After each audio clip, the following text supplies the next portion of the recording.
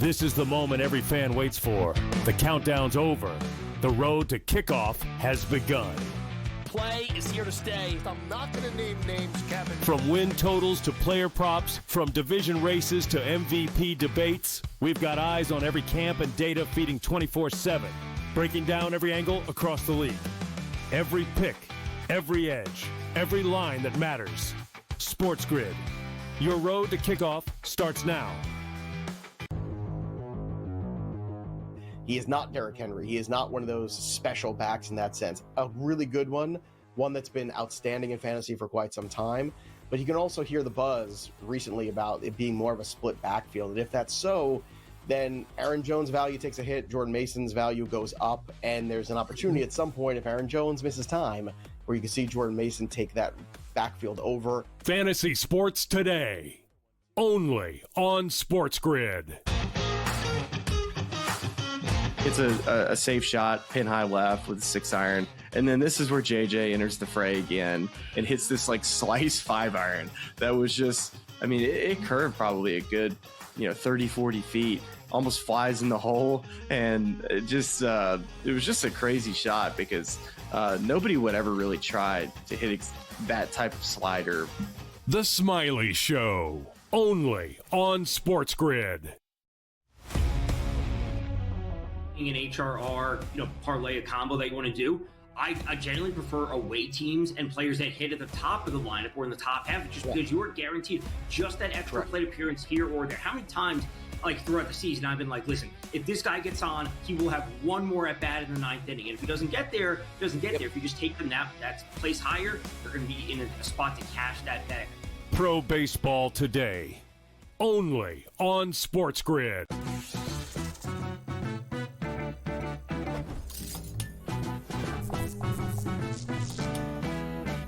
Vegas knows how to celebrate. If you're headed to Vegas for your birthday, plan ahead to get all the birthday freebies the city has to offer.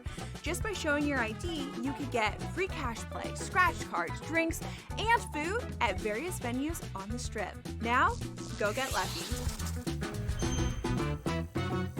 See you in Las Vegas. Let's get lucky. He said that was his decision, not a smart baseball play. Shut up, Dave. You know what I mean? Really. If Ohtani wants to steal third base on his own, let him steal third base on his own, bro. He's Shohei Ohtani. He made the call. He was wrong. He was out. Okay. I wouldn't have called him out for him. In-game live, only on SportsGrid. Want to play? Here's a tip. European roulette has a lower house edge than American style. The lower the house edge, the better shot you have at winning. Most online casinos offer European roulette. So, if I were you, I'd get spinning. Now, go get lucky. See you in Las Vegas. Let's get lucky. This is the moment every fan waits for. The countdown's over. The road to kickoff has begun. Play is here to stay. I'm not going to name names, Kevin. From win totals to player props, from division races to MVP debates, we've got eyes on every camp and data feeding 24/7, breaking down every angle across the league. Every pick, every edge, every line that matters. SportsGrid. Your road to kickoff starts now. Out of 30 teams, Gabe, only 10 have a winning record against left-handed pitchers. 10-19, and there's one team that's 12-12. See, I think it's the Yankees. Yeah. See, I didn't know the exact number, Scott, but I would have, I knew where you were going with this. In which there's just not as many left-handed hitters. They're not as good against them. In-game live, only on SportsGrid. You have to imagine it'll be Rory and Tommy. So that is just such a strong foursomes pairing. And then I look over here at the Americans. I'm like, golly, if Patrick Cantlay, they just need him to make the team because you got Scotty and Russell. If Xander's going out, you have to him and Pat have been so good in the foursomes. Bryson's going to have to play. Who's he going to play with? The Smiley Show, only on SportsGrid.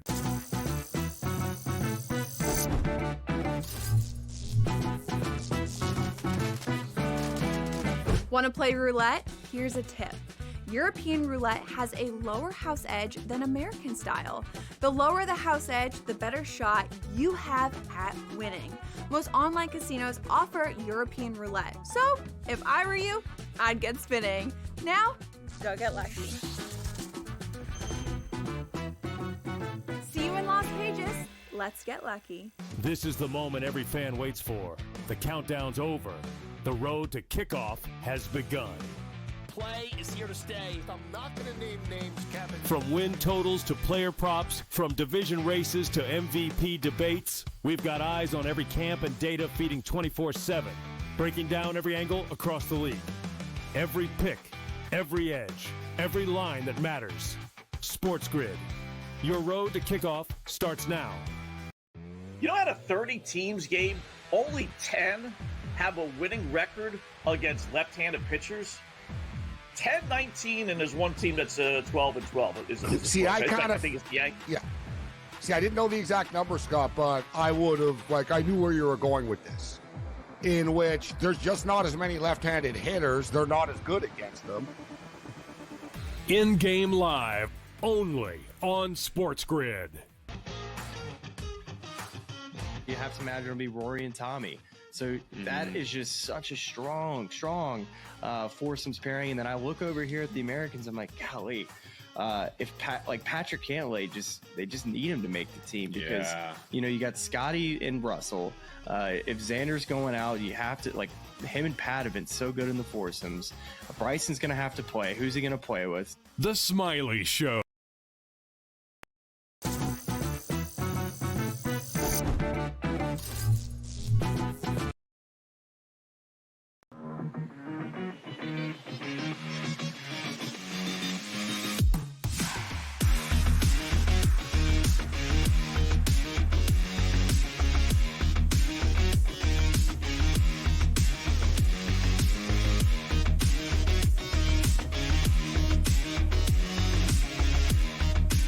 Pro football today on SportsGrid. Joe Lisi, I'm Kevin Walsh. As we get you set, the start of the NFL season, we're talking awards today, Joe. MVP, Offensive Player of the Year, Coach of the Year. Ooh. Will you go 3 for 3 on picking Cardinals? A lot of excitement. There is, and how many LSU players could we talk about in one segment? Joe Burrow, Jaden Daniels, Malik Neighbors, Justin Jefferson. I mean, you want me to go through the list? Brian Thomas? I mean, amazing. Yeah, a little light at running back.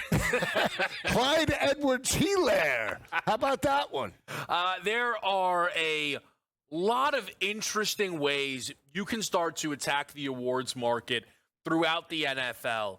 But I think for so many people, they will begin at the MVP award because it could have similarities to the NBA. The Lamar Jackson, Nikola Jokic MVP cases and paths are quite similar, Joe. As somebody who thought Josh Allen deserved the league MVP last year, I got to tell you, every time I look at the Lamar numbers, I'm not sure I agree with myself. 41 touchdowns, 4 picks, with 1,000 on the ground nearly. I mean, the thing is, I think the reason Lamar has moved so far ahead of this field, and tell me if you agree, is simply because of how close he came to winning it last year without actually winning it. Right, and when we talk about dominance, right, 2 years ago when they were number one seed in the AFC and they lose to Kansas City, he had a dynamic season. Yeah. But last year, everybody expected Baltimore to be that team, and they couldn't live up to expectations. Josh Allen and that team challenged the Kansas City Chiefs. You can make the argument that Lamar had much better numbers, but Josh Allen was the most valuable player for the Buffalo Bills last year, and that's why they made it to the championship game. And quite honestly, I think it was deserving. I think it was deserving over Lamar. And at the end of the day, they're both going to do battle this year, and we'll see how this plays out. I think one of the reasons, though, where I found myself, and I know this, leaning to Josh in season, this stuff is relevant. Lamar didn't deserve league MVP 2 seasons ago despite winning it. And I will maintain that for a long time. You can look at Lamar Jackson's other, last season, his other MVP season. It's not the same caliber of year. So we have seen prior success in the market, Joe, have a negative impact. And we'll start, Burrow, Mahomes, Daniels, we'll get to all these guys. Josh Allen is a non-factor for me in this market. I don't see Josh Allen having, unless the Buffalo Bills are the number 1 seed by a good margin, I think it's going to be incredibly tough for Josh to win league MVP. And that's what we said about Lamar Jackson in terms of back-to-back years, right?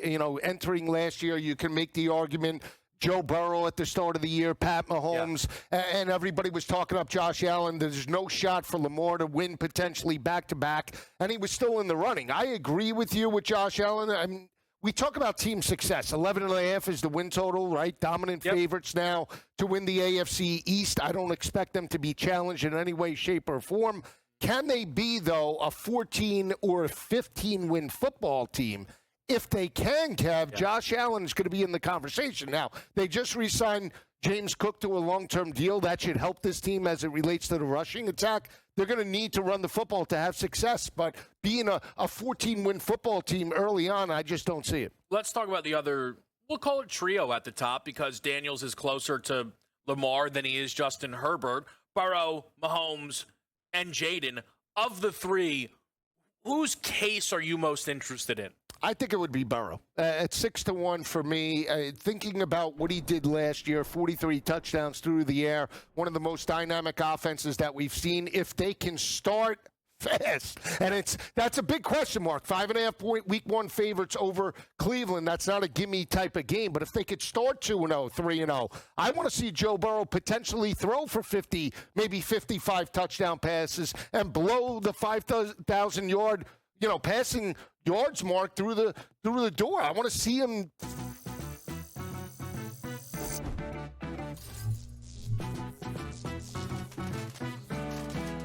Want to play roulette? Here's a tip. European roulette has a lower house edge than American style. The lower the house edge, the better shot you have at winning. Most online casinos offer European roulette. So, if I were you, I'd get spinning. Now, go get lucky. See you in Las Vegas. Let's get lucky. This is the moment every fan waits for. The countdown's over. The road to kickoff has begun. Play is here to stay. I'm not going to name names, Kevin. From win totals to player props, from division races to MVP debates, we've got eyes on every camp and data feeding 24/7, breaking down every angle across the league. Every pick, every edge, every line that matters. SportsGrid. Your road to kickoff starts now.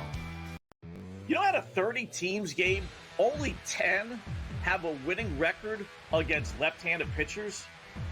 10-19, and there's one team that's 12-12. See, I think it's the Yankees. Yeah.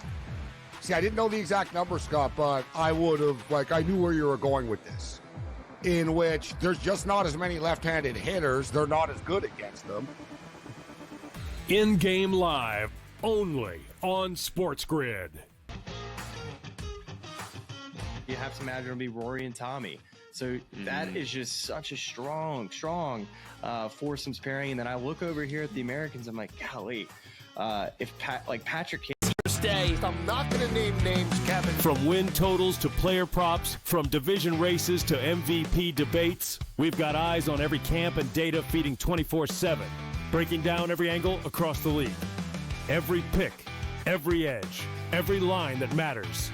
SportsGrid. Your road to kickoff starts now.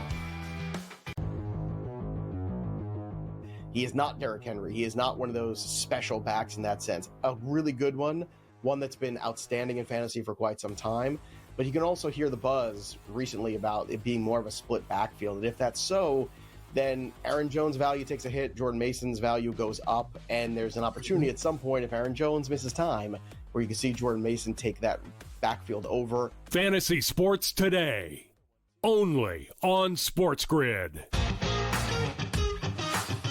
It's a safe shot, pin high left with a 6-iron. And then this is where JJ enters the fray again and hits this slice 5-iron. That was just, it curved probably a good, 30, 40 feet.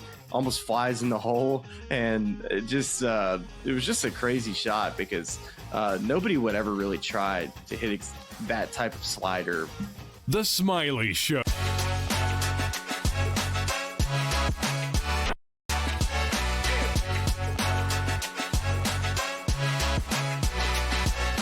The Minnesota Twins no longer for sale. Plus, will the expensive WNBA relocation fee sway the move of the Sun out of Connecticut? Hi, everyone, and welcome to Front Office Sports Today from FOS Studios in New York City. I'm Baker Machado. And I'm Renee Washington, and thank you guys so much for joining us each and every weekday as we chat the biggest stories in the business and culture of sports. We have a big show ahead, including the growing number of eligibility lawsuits the NCAA has been hit with. But first, let's dive right into the headlines and the shoot-around. Yeah, Renee, and let's start in the NFL as ESPN's Adam Schefter says the Bills and star running back James Cook have agreed on a new 4-year, $48 million contract with $30 million in guarantees. This would presumably rank Cook third among all running backs in terms of guaranteed money, right behind Saquon Barkley and Ashton Genty. So, Renee, this deal actually could keep Cook in Buffalo until 2029, so good deal for him. Yeah, and as his agent, Zach Killer, told us on the show yesterday, and even quarterback reigning MVP Josh Allen has mentioned, they wanted to keep him in Buffalo. He wanted to be in Buffalo. So we knew this deal felt like it was closer to getting done. And as you mentioned, for him to come off that 4-year rookie contract where he has $5.8 million to now get this extension done, that $30 million in guaranteed, the highest a running back's been offered in guaranteed money in the last 5 years, and now puts him as a 2-time Pro Bowler, the 6th highest paid running back across the league in average annual value, 3rd highest by guaranteed, as you mentioned, and the highest paid by total value. So he's now in the conversation financially, as you mentioned, with Saquon Barkley, with Derrick Henry, with Christian McCaffrey. So a massive move, plus the 6th contract extension for the Bills, including Josh Allen's 6-year extension he received. Locking everybody up this year. Good for them. Meanwhile, Shohei Ohtani and his agent were sued by a Hawaii real estate agent and a developer over a $240 million housing development in Hawaii. This is where the Dodgers star purchased a $17 million home and would use his name and image to promote the development. Now, the real estate agent and the developer claimed that Ohtani's agent conducted a calculated and unlawful scheme to get them removed from the project. The development group working with Ohtani and the agent, though, however, are denying these claims, Renee. Yeah, and it's interesting because if you search for Shohei Ohtani, as of this morning, most stories about the triple play he hit into against his former team, the Angels. There's nothing about this story. And yet again, another story around Shohei Ohtani with someone in his team getting involved in something illegal and scandalous. Now, we all know about the sports gambling controversy around Ohtani's former interpreter, APA Mizuhara, stealing nearly $17 million, and now this. And what's interesting is, these aren't small incidents. No, these are big. Ohtani was brought in as a celebrity endorser. His agent, Nez Bilalo, also involved. They've been accused of sabotaging luxury real estate. They've been accused of just being disruptive. And also, as they quoted, on numerous occasions, the plaintiffs were told that unless they conceded to Bilalo's ever-increasing demands, Ohtani would walk. Right. This is not a good look, and some reports are alleging it's more on Bilalo, but Shohei Ohtani, yet again, the 3-time MVP, right there in the mix of some controversy. And the development company, the allegations against them were they were doing everything they could to keep Ohtani in the project, which is why... How many times, Shohei Ohtani? How many times? All right, let's move to soccer as Inter Miami traded longtime starting goalkeeper Drake Callender to Charlotte FC. This, according to Give Me Sports' Tom Bogert. Callender played a club record 118 games for Miami and was the only player left from the club's original 2020 roster. Additionally, Inter Miami is reportedly in advanced talks to sign Argentine defender Gonzalo Piovi. So, Renee, a lot of moves happening in Miami. What do we think of these, and are they there to appease Messi? Miami already has the current the highest payroll across Major League Soccer. They already have all their DPs. They have to make moves, so you have to capitalize on having Messi on your squad. But they're adding now, they've got the 10th potential player from Argentina that they would be adding in Gonzalo Piovi. And on top of that, they've been making room. They already signed and sold, I should say, earlier this week, Federico Redondo to Spain to a $2.5 million deal. They already traded away Drake Callender, who was their starting goalkeeper for 3 years. And now, in addition to adding previously Rodrigo De Paul, also from Argentina, they've got another big name center back from Argentina that they've been able to add. So making moves to be able to be a playoff team and win titles around Messi. Right now they're 8th in the Eastern Conference. All right, let's move to the WNBA and the future of the Connecticut Sun as the state and billionaire Mark Lasry have reportedly matched that $325 million bid that could potentially keep the team in the state. However, the WNBA is seeking a record relocation fee and might prefer to move the team to Boston or even Houston. So what happens with the Sun? Well, let's take a look at our main event. All right, let's bring in front office sports, women's sports reporter Annie Costable. So, Annie, where do things currently stand with the Sun in Connecticut? Things are heating up, guys. Things are heating up. Obviously, we know the interested parties are the group in Boston, the group in Hartford, and now, there's been more discussion about whether or not this team could potentially end up in Houston. The league has been, I guess we could say vague, but honestly not even that vague about their desires for the team to end up in a location in a city that had previously put in an expansion bid, and atop that list is Houston. And so when we're considering where this team could end up, that preferred destination of Houston is becoming clearer. And according to multiple sources, that is the preferred destination for the league when it comes to the sale of the Sun. So we had all thought with the $325 million report that came out around them getting sold, possibly moving to Boston, that was going to happen. What needs to happen for them to be moved to Houston or elsewhere?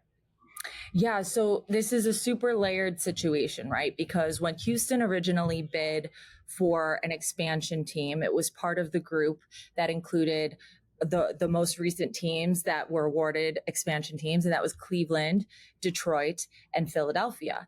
And Houston was reportedly short of that $250 million bid. So now fast forward, the Sun are for sale, and that sale price of $325 million becomes public, right? The Boston Globe is first to report it. We confirm that. Now that number is out there, right? So that's the benchmark you would assume for the sale of this franchise. On top of that, there's expected to be a relocation fee. And now it comes down to, which ownership group is really willing to pay that $325 million. That again seems like it was a very strategic decision to get that sale price out there, because now that's the baseline. But on top of that, a relocation fee, because what we know is for expansion teams, they're paying a fee to the league. Mm-hmm. That $250 million expansion fee goes to the league. When a team is sold, the previous owner is the recipient of that sale price. You can't just have teams freely moving wherever they please, whenever they want. That's the decision of the league, which again is layered. Well, and to that point, right now, the current owner of the Sun, the Mohegan Tribe, apparently there's reports that the preferred destination is to keep the team in Connecticut, which is why Mark Lazary, the former owner of the Bucks, submitted a bid in addition to the state of Connecticut to keep the team in Connecticut, but would move them to Hartford. What are the chances the team just stays in Connecticut? Is that an idea that the WNBA wants? So there's, again, so many layers to this. To my knowledge, from the sources I've spoken to, if the Mohegan Tribe wanted to keep the team, wanted to sell to a group that was willing to keep the team in Uncasville, that would be approved by the WNBA, no problem, because there's no relocation involved. The hang up here is the relocation. Very interesting. Well, I know last time the Atlanta Dream were sold, it was late 2020. They were sold and officially approved by early 2021 in February. This one seems like it's going to take a lot longer, Annie, especially with more people interested in acquiring a WNBA team currently. Yeah, I mean, it's that desire to get into the business of the WNBA. The WNBA has more, power in terms of, influencing where a team ends up. Of course, the Mohegan Tribe are the owners of the team. They could take this sale off the market. They could completely, they have control in this situation too. There's a lot of ways in which they can control the situation, but the league is very much influencing where the team ends up as well. And we all know, obviously, ton of history in Houston. If the team does go there, the Houston Comets, Cheryl Swoops, Cynthia Cooper. Correct me if I'm wrong. I think the Comets have the most titles, right? 4 titles? Yeah. Four titles. I'm actually, like I mentioned, in Minnesota. Yeah. Minnesota is a team with 4 titles. They can make history by winning their 5th this year. They're in first place right now. So, yes, a lot of history in the WNBA, but that's another reason why preserving that history is important to a lot of people. So in a lot of people's minds, relocating the Sun, which is a storied franchise, to Houston and replacing that history with history that needs to be brought back is not necessarily the favored answer by a lot of fans, I would say. All right. Annie Costable, great reporting as always. You can read more of Annie's stuff on this on frontofficesports.com. Annie, thank you. Coming up next, everyone, more ownership news. The Twins apparently not for sale, and apparently the Blazers have found their new owner. That's next.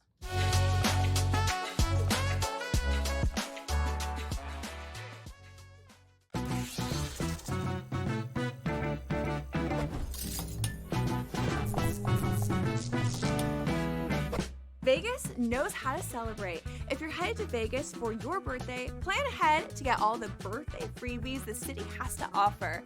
Just by showing your ID, you could get free cash play, scratch cards, drinks, and food at various venues on the Strip. Now, go get lucky.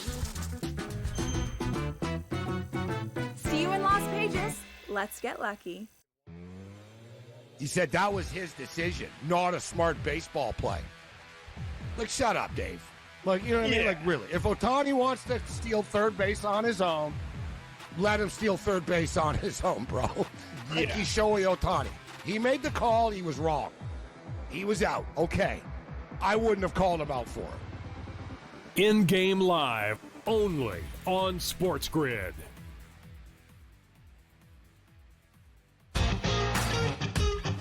Multiple times on 18 today. It was just so wild. I mean, the distances, JJ hit it to the exact same spot. He had 30 feet, 36 feet, and 30 feet, and made the second playoff hole, the 30-footer there. And then they go to recut the hole, which I like. I like that, by the way. Oh, I thought it was great, but I'm like, dude, he might hole out from the fairway. Like, they cut the hole where he's hit every single approach shot. The Smiley Show, only on SportsGrid. What would you tell the people right now, though? Like, okay, I like the Rams heading into the season, but I'm not sure about Matthew Stafford because people want to get their bets in. People want their team totals. People want to bet week number 1 here. So what's your prognosis on the Rams? We'll talk long-term in a second. Week number 1. Are we just going to say, like, yeah, he's ready. Bullets are flying. He looks great out there because he is a tough dude. But again, a back injury for a quarterback trying to get all that torque on passes, usually not good. The Early Line, only on...